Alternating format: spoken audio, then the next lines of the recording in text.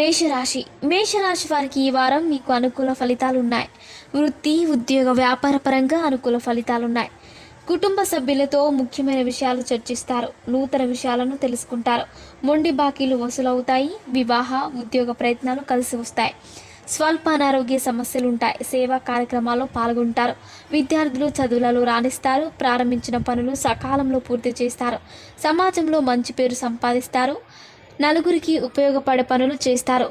మేషరాశి వాళ్ళు మరింత శుభ ఫలితాలు పొందడం కోసం దక్షిణామూర్తిని పూజించడం మంచిది.